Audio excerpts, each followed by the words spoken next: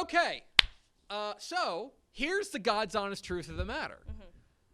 Last week, we knew that Mallory was going to be producing the show this week. Yes. Pickles off gallivanting around Mexico. She told me she got a massage today. I'm jealous. Why is she texting you on vacation? Put your phone away, friends. Pickle. God. Anyway. So, Mallory comes up to me. She grabs me by the collar. She throws me up against the wall. And she goes, listen, I want to do a segment on Thursday. And me, cowering in fear, say, okay, anything you want. Anything you want.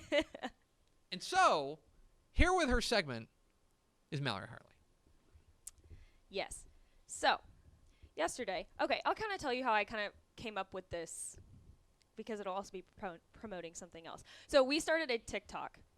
We created a TikTok account. Oh, God, it started from Yes. TikTok? No, listen, okay. So, we had... I immediately regret giving you a segment. Okay, go ahead. Anyways, so I posted a TikTok. It was of Cade Klubnik at 7-on-7. It was a pretty good video. It got like 40,000 views on TikTok. Wow. Yeah.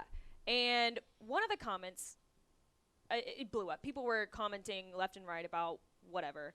And one of the comments was, why doesn't he stay in Texas? Why is he going to Clemson? And there was a bunch of discussion. And then I was kind of thinking like, that would be interesting to kind of see how many Texans, their hometown is Texas, somewhere in Texas, stay and go to college, an FBS college in Texas. Yeah, and it's an excellent point because we've brought up on the show before, and if you look in the 2021 summer edition of Dave Campbell's Texas Football, you know that Texas does have the most signees of any state in the union. Right. Okay. This in the class of 2021, Texas put out I believe 319 FBS signees, compared to 248 from Florida, et cetera, et cetera. Now here's the thing. They are already like that. That is not just because of the pandemic year. It's an odd year, obviously, of recruiting.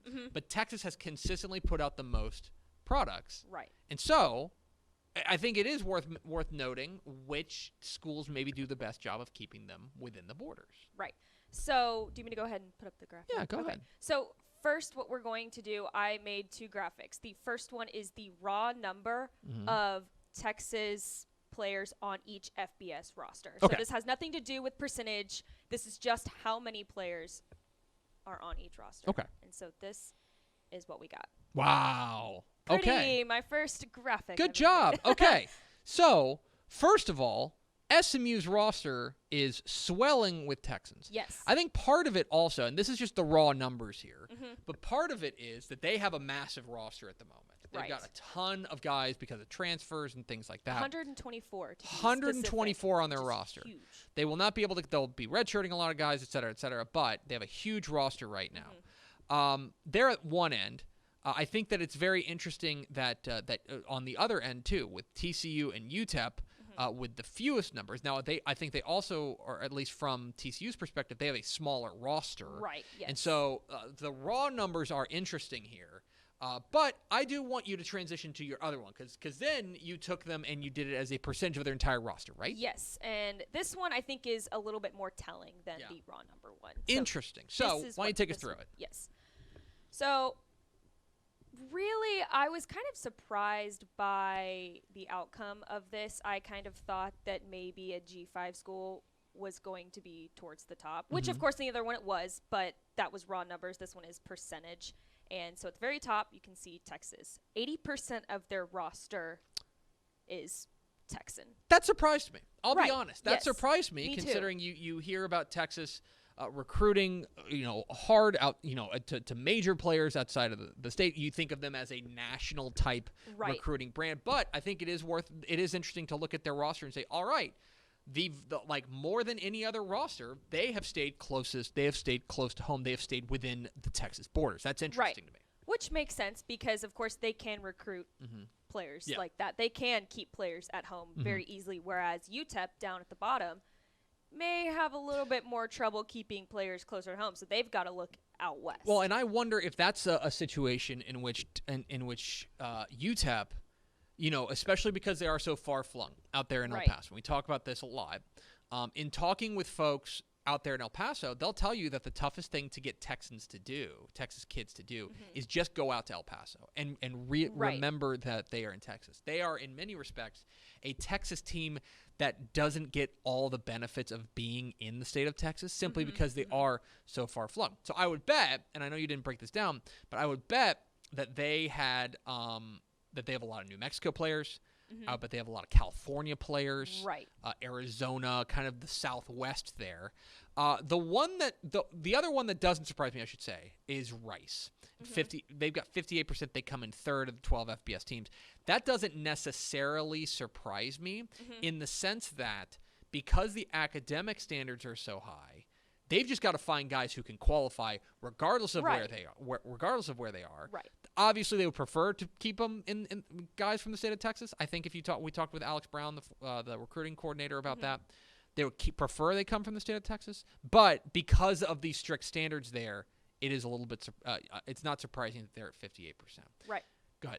I was just going to say, too, I think another surprising aspect of this was that UTSA was kind of high on the list. I mean, because, of course, they've got to compete with Texas and A&M and stuff like that to grab their players and keep them here. Well, and what's funny, so I'm old enough to remember when UTSA and Texas State became FBS programs the same year, which was in 2012. They played their first FBS year. I think that may be a product simply of not having a national, I don't want to say brand, but a national footprint in the sense that that's got to grow. Now, I wonder, with the success that UTSA has had, if that number it's two competing factors. The success means that you have people from outside the state who want to come play for you. Right. But the success also is, one of the reasons that they've been so successful is because they have done a good job recruiting in the state of Texas. And Jeff Traylor, their coach, is, of course, a true blue, down to the bone Texan who wants to recruit in Texas. So you've got two competing things there. Texas State, I think, is the same thing. Texas State moves up from FCS to the FBS level. I think that they maybe they haven't had that kind of success, and so they are reliant on more local guys. Right. And so I don't know if this is not necessarily a good, bad, or indifferent thing. It's just very interesting to see. One thing that you see in number 4 at SMU. And I know that has been one thing that Sonny Dykes has been very, very big on. And you think about his predecessor, Chad Morris, they have been very big on is recruiting local, not just in Texas, but in the DFW area. And they've tried to make it the team of DFW, which I think is particularly interesting. Right. They had 2 top 150 players commit within the last 2 days. Both from Garland. So, you're talking local guys who want to stay within the DFW city limits, and they're even pulling kids from Power 5, like Jahari Rogers. He's coming from Florida, and he pulled him back from a Power 5. Right. So, they're doing a great job with recruiting in Texas. It's a really interesting way to look at it. And by the way, this obviously has trickle downs all the way to recruiting and things like that because that's where your guys come from. But I will say that if I remember correctly, the teams that were, let me see. So SMU, UTSA, and Texas Tech. SMU and UTSA were the only FBS teams in the nation to sign their entire 2021 high school class from within their home state. Really? So Penn State did not sign their whole class from within Pennsylvania. Florida did not sign it from within Florida. UTSA and SMU were the only teams to sign their class entirely within the state of Texas, the class 2021. Okay. Texas Tech, 9 of their 10 came there. And by the way, UTEP, Baylor, and Houston, there were only 11 schools that signed 80% of their class from the home state. UTEP, Baylor, and Houston were among those. So you're talking about 6 of the 11 teams in the class of 2021 that signed 80% or more of their high school class from their home state are from Texas. Now, part of that, I think, is COVID. Right? Yes. Part of it is that the travel budget, you can't go fly to Maine to go see a kid or something like that. But I think that that's particularly interesting, and I think that you see that kind of bearing out here in these numbers as well. Right. And, of course, I kind of dug more into this because #nerd. Good. And I kind of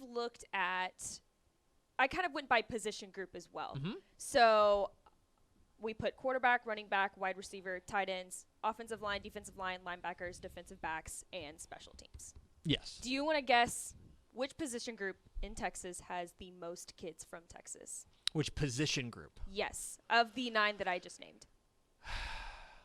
I'm going to say, I know Texas puts out a ton of quarterbacks. I'm going to say offensive line. That is incorrect. Offensive line is up there at 141. 140. The answer is defensive backs, which is Defensive backs. a little surprising at 160. Now and teams are going to carry more defensive backs than they will quarterbacks, for example. But that's particularly interesting that Texas does put out a lot of defensive backs. And in fact, if you look back at the 2021 class, let me make sure I get this right. The 2021 class, Texas did put out more safeties than any other team. Or any other state in the state of, in the union. They put out more safeties in the class 2020. And that has been a pretty consistent thing. Safeties. Cornerbacks tend to come from Florida and maybe California. But as far as the offense is almost entirely dominated by Texas, at least in the class 2021. But that's particularly interesting that defensive backs, there are more Texan defensive backs at Texas FBS teams than any other position. That is interesting. Yeah, and okay. Special teams is last on the list. Which there's just not that many of them. Yeah, for sure. So, but we don't. Yeah, well, you know what it is? A lot of Australian punters. Yes, and it's funny because that you mentioned that because I was going through all the rosters and I did see that it was Texas State's punter. There's a ton of Australian punters. Why? We had the you should watch our show. We had the president of or the guy who runs Pro Kick Australia on our show. That they are, long story short, they put out, by the way, the Australia signed 75% of all punters in the class 21-21. 75% in the entire nation. That's insane. They signed 75% of them. The reason is that it's just the Australian rules football background. They all grow up punting basically, right? Because it's a punting game. And they've got a couple of schools down there. Pro Kick Australia, I think, is the biggest one that goes through and they develop all these guys. Michael Dixon, the former Texas punter who won the Ray Guy Award, he was from Australia, right? They have all these Australian punters that come through, and there's a fair amount of them. There you go. That's you learned something interesting. today. I did. You learn something new every day. There you go. But very interesting. Okay, Mallory, good segment. Thank you. Good I segment. worked very hard on it. It was very good. You let us know what you think in the comments. That's very interesting about which teams, because I think that the Texas one legit does surprise me, because I figured that they were going to be a little bit more national, but instead they've kind of sealed the borders a little bit. I think more. if you had to pick, that would be the most surprising one. Yeah, that one. TCU is a little surprising too, because they're so low. They were 11th out of 12. They're a little bit surprising as far as percentage is concerned. But I also think that might be part of, not to get too far into the weeds, I think that them moving to the Big 12 back in 2012 expanded their footprint, and they are taking advantage of it. That in a lot of ways, whenever they were in the WAC, they're in the Mountain West and things like that, they really did have to focus on Texas and go super local and super, I think that now they have a bigger national footprint, and they're using that. Okay. So maybe, who knows? That's a dumb theory here on my part, but I think that's a little bit interesting that they were that low, because I think you think of TCU as being particularly local program. Yes. But in any case, very interesting, Mallory. Thank you for doing that. Thank you. Hey, thanks for watching this clip here on YouTube. If you like this kind of stuff and you want more of it, make sure you subscribe to our YouTube channel. And remember, you can watch us live every weekday at noon at TexasFootball.com, Facebook, Twitch, or here on YouTube. And if you want more of the best coverage of football in the state of Texas, check out TexasFootball.com and become a Dave Campbell's Texas Football Insider at TexasFootball.com/subscribe.